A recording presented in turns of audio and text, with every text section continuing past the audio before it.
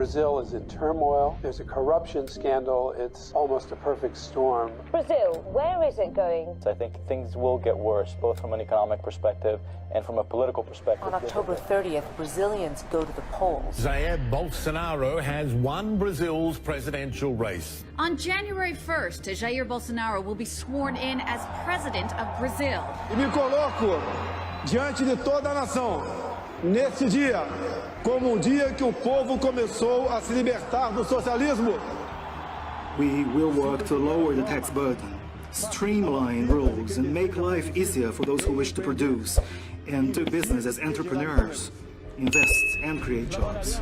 Thousands of bikers that follow Jair Bolsonaro, honking and waving Brazilian flags. Bolsonaro's pro-military stance has made him a champion of law and order. We've made it easier for civilians to own firearms. We understand that once people get armed, the crooks, the thieves, will think twice before they break into other people's property. Brazil does have a great deal to offer the U.S., and the same is true the other way around. We have decided to restore the CEO forum between Brazil and the U.S. We also intend to attach priority to relaunching an energy forum. Brazilian stocks sharply higher today, Seema. Yeah, a positive market reaction, Carl, to President Jair Bolsonaro's stronger than expected showing. He is the leader who is promising reforms and efforts to curb energy prices while also calling into question the country's electorate system. Brazil and the United States stand side by side in their efforts to ensure liberties and respect to traditional family lifestyles, respect to God, our Creator, against the gender ideology or the politically correct attitudes, and against fake news. Brasil acima de tudo, Deus acima de tudo. Ladies and gentlemen, get on your feet and join me in welcoming President Bolsonaro.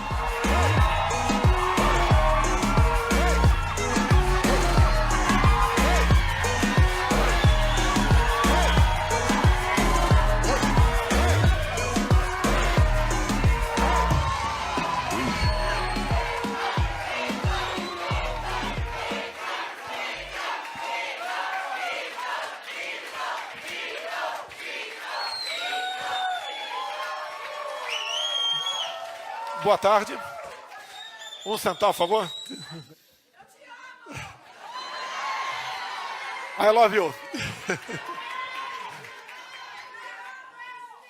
É uma satisfação muito grande vê-los. Muito obrigado pela oportunidade e pela forma como veio sendo tratado por brasileiros e americanos aqui nesse grande país. Eu sempre fui um grande admirador do povo americano, das suas liberdades, do patriotismo, do amor à sua bandeira. E creio que ao longo desses 4 anos meu como presidente da República, conseguimos despertar muita coisa no Brasil. Entre elas, o patriotismo, o respeito à família, à propriedade privada, o legítimo direito à defesa e botar na cabeça de muita gente que tem algo mais importante que a própria vida, que é a nossa liberdade. Tá tudo bem? Estou com 67 anos de idade, fiquei no Exército Brasileiro por 15 anos, também sou formado em Educação Física, por 28 anos fui deputado federal e no final de 2014 decidi disputar a presidência em 2018. Gastei na minha campanha menos de $1 milhão. Aproximadamente 4 milhões de reais. E usei uma passagem bíblica como a bandeira da nossa campanha. E conhecereis a verdade, e a verdade vos libertará. Enfrentei a esquerda durante a campanha, numa tentativa de assassinato. Fomos vitoriosos e fizemos uma coisa que ninguém acreditava: escolher os nossos ministros sem a indicação político-partidária. O Brasil enfrentava uma crise ética, moral e econômica. Mesmo em 2019, fizemos já muita coisa pela nossa liberdade, como, por exemplo, a Lei da Liberdade Econômica. Há poucos anos, se levava 4 meses para abrir uma empresa no Brasil, em média. Terminei o governo levando 23 horas, em média, para se abrir uma empresa.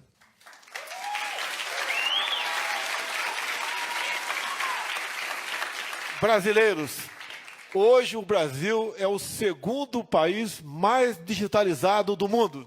Em 2020, mesmo com a crise da pandemia, o Brasil termina o ano no 0-0 no tocante à criação de empregos. Atendemos a todos o Brasil no tocante à Covid, mas em especial o respeito à liberdade para aqueles que, porventura, não quisessem se vacinar.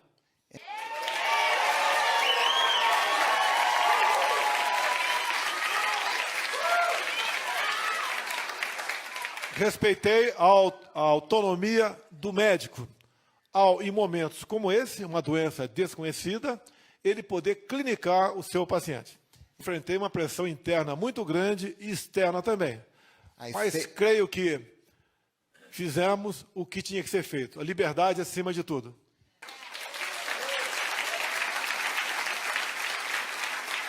O mundo todo sofreu com a pandemia. Quer seja na questão de pessoas queridas que nos deixaram, quer seja na questão econômica. Atendemos 1/3 da população com a obrigatoriedade de alguns governadores em manter a população em casa. Essa questão, entendo, já está pacificada. Aguardamos com muita apreensão os possíveis efeitos colaterais. Na parte econômica, atendemos com auxílio emergencial 1/3 da nossa população, ou seja, em torno de 70 milhões de pessoas receberam o auxílio emergencial. Início de 22, o mundo todo passou a sofrer as consequências de um conflito entre a Rússia e a Ucrânia.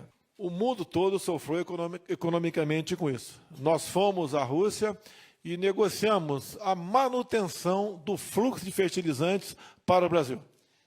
Garantimos a nossa segurança alimentar e a segurança alimentar de mais de 1 bilhão de habitantes pelo mundo.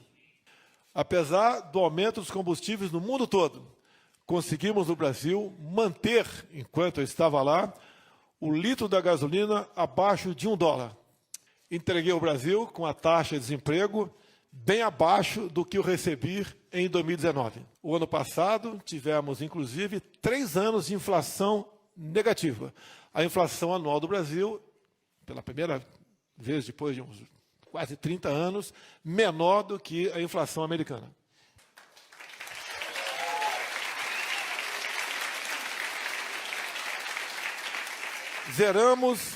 Zeramos alguns impostos e diminuímos o imposto de mais de 4 mil produtos no Brasil. E mesmo assim, mês a mês, batimos recorde de arrecadação.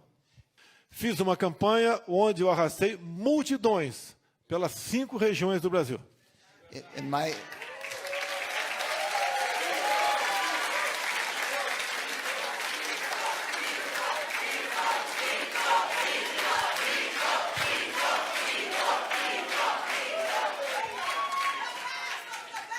Sempre falando em Deus, pátria, família e liberdade.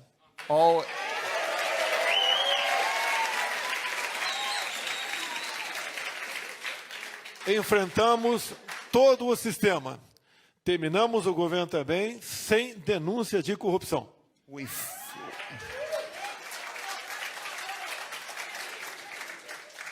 Todos os dias para mim.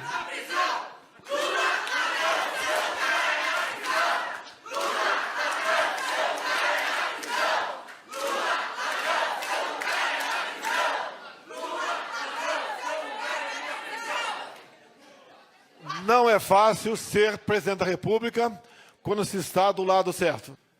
Ouso dizer que a minha popularidade em 2022 era pelo menos o dobro daquela que tinha em 2018.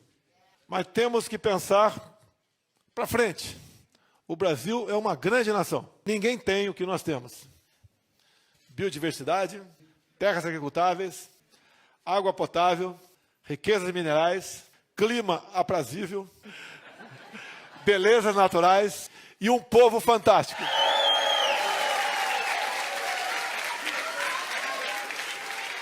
Nós não desistiremos do Brasil.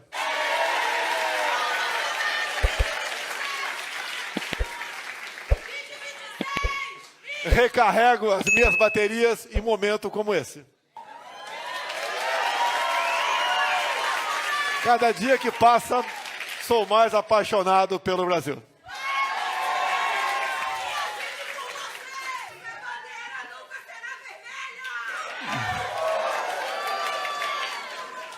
Vocês acompanham o que está acontecendo em nossa pátria. Só falo uma coisa, compare os meus ministros com os ministros que temos no momento no Brasil.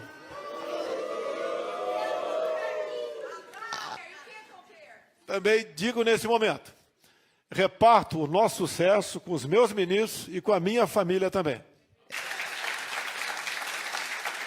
A primeira-dama, minha esposa, para os bons e maus momentos, fez um trabalho fantástico junto aos menos favorecidos no Brasil.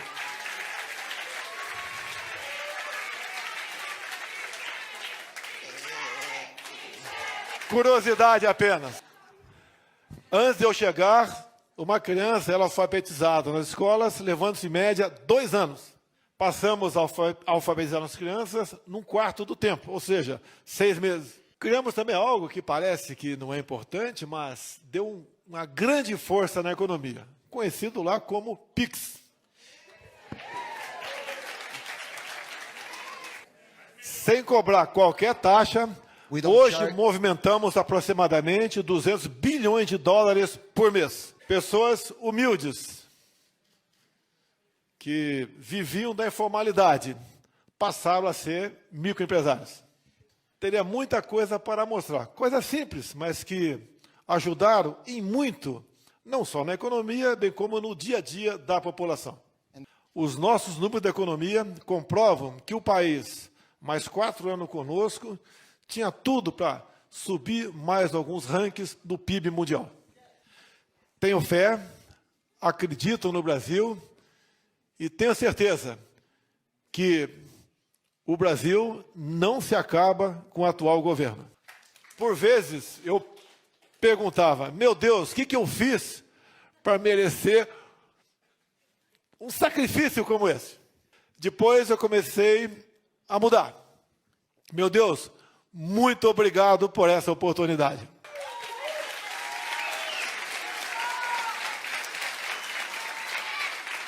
Não tem satisfação maior do que aquela do dever cumprido.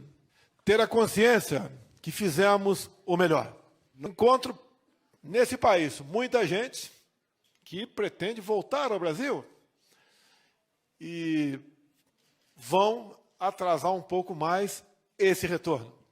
Muitos outros agradecem aos Estados Unidos pela oportunidade de aqui poder ficar. Mas por melhor que estejamos aqui, sempre nos preocupamos com os nossos amigos e parentes que lá ficaram. Entendo que vocês passaram quando para cá vieram. A adaptação realmente é muito difícil. Com todo respeito a todos os países do mundo, não existe país melhor do que o nosso Brasil.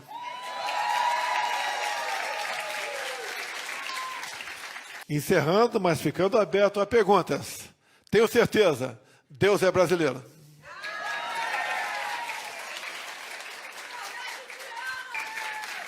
Muito obrigado a todos vocês. Fico aberto a perguntas aqui agora. Senhor presidente, se o senhor puder falar sobre o crescimento do socialismo na América Latina e por que isso é um problema global. Nós sabemos que a esquerda busca igualar a população, mas igualar na miséria. Eu não culpo os eleitores de esquerda por isso, que afinal de contas foram doutrinados nas escolas para seguir essa linha. Mas tem que ser o trabalho de cada um de nós para mostrar a essas pessoas que elas estão no caminho errado. E temos, infelizmente, exemplos para mostrar, como no Brasil, a nossa querida Venezuela. O país tem a maior reserva de petróleo do mundo, mas que o povo vive numa situação de pobreza quase absoluta. E temos assistido outros países da América do Sul que elegem os seus representantes de esquerda, que o caminho da pobreza, da miséria, é igual para todos eles. Essa preocupação é mundial. Já conversei com o chefe de Estado anterior aqui sobre a Venezuela. E nós não queremos que o Brasil siga a esse caminho. Só por uma cidade do estado de Roraima entram por dia, em média, 700 venezuelanos fugindo da fome, da miséria e da violência. Chegam, em média, pesando 15 quilos a menos do que eles tinham há alguns anos. Lamentamos essa situação, mas sabemos da dificuldade para a Venezuela voltar à sua normalidade. A gente lamenta que um expoente da política brasileira tenha colaborado para que a Venezuela chegasse a essa situação. A liberdade é como um grande amor. Ele tem que ser todo dia cuidado.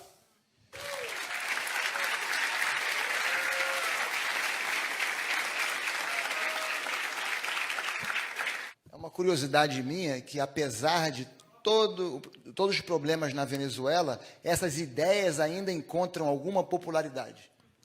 Infelizmente, encontram. Os discursos fáceis arrastam muita gente. É a promessa de um paraíso aqui na Terra.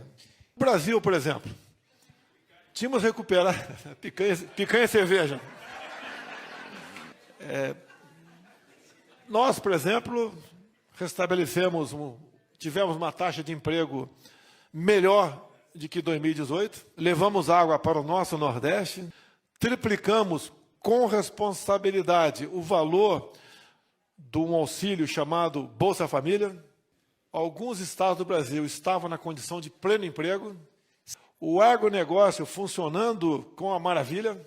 Vocês não tiveram notícia do MST no Brasil, no meu governo?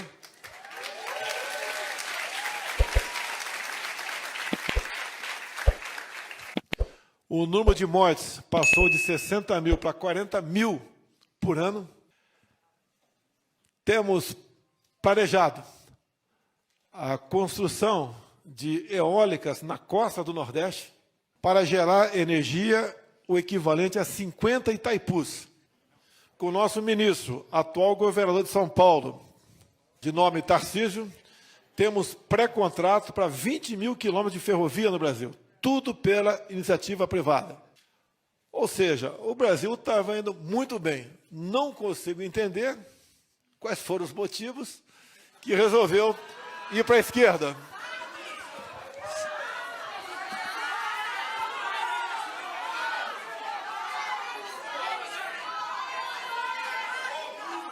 Algo que prova que nós estamos do lado certo é que as pessoas normalmente migram dos sistemas totalitários para os sistemas livres. Nós vemos, por exemplo, as pessoas vindo de Cuba para os Estados Unidos e também de Nova York para a Flórida. Eu gostaria que o senhor comentasse essa migração de pessoas dos regimes totalitários para os regimes livres. É igual quando caiu o Muro de Berlim, né? Para onde foi o povo?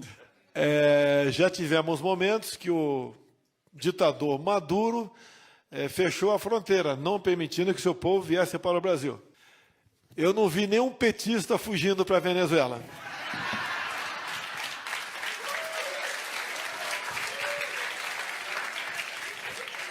Eu gostaria de perguntar sobre o novo governo e o novo presidente, e o perigo que ele representa para a economia. Eu acho que isso é muito interessante, especialmente para as pessoas, os americanos que estão aqui presentes.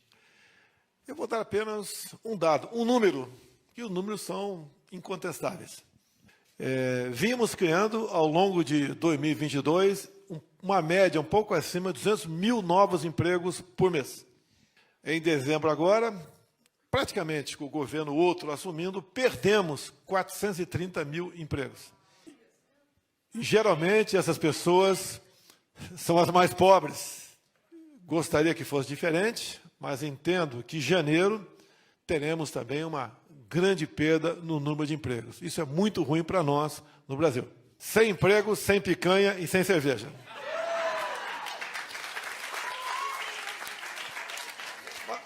Mas, no fundo, a gente fica com pena dessas pessoas. São pessoas humildes que são enganadas. Não vejo, com os bons olhos, o futuro da nossa economia com as medidas adotadas pelo atual governo. E é a economia que dita, o futuro de um regime. Então, os pais fundadores americanos alertaram sobre o perigo de juízes, do judiciário, ter muitos poderes, muito poder. Então, gostaria que o senhor falasse um pouco sobre essa situação que acontece não só nos Estados Unidos, mas também no Brasil. Quem legisla é o poder legislativo. Infelizmente, não raras vezes, o Poder Judiciário tem legislado no Brasil. Quero dar um exemplo apenas, que vai ser difícil vocês entenderem. Propriedade privada. No Brasil, quando se invade uma propriedade, você entra na justiça para que aquela propriedade volte a ser sua.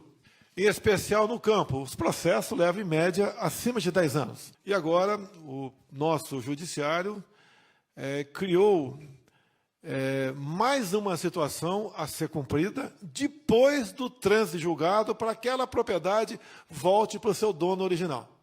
Depois desse longo processo judicial, depois do trânsito julgado, ainda vai para uma comissão indicada pelo atual governo, né, para decidir se efetivamente a propriedade vai ser entregue ao seu dono original ou não.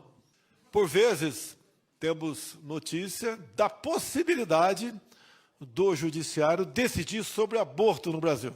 Esperamos que isso não aconteça, apenas esperamos. Dos 11 ministros supremos, eu indiquei 2. Obviamente, entre as características deles, era não ser pró-aborto, ou melhor, serem pró-vida.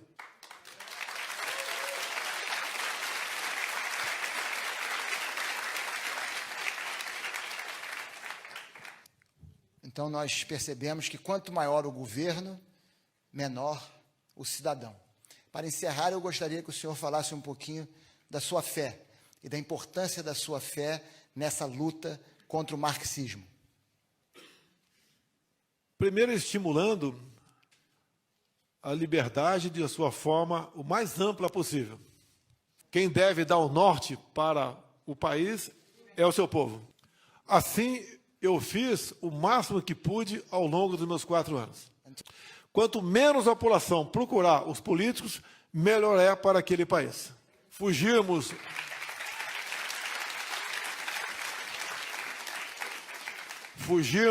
do populismo e dar meios para o povo trabalhar. Essa é a maneira correta de nós fugirmos do comunismo, do socialismo e sonharmos e sermos de fato uma grande nação. I just want to say thank you to Pedro for interpreting. Has he not done a great job? That's not easy. And God bless you, Mr. President. Thank you for being here. Thank you, everybody. God bless you.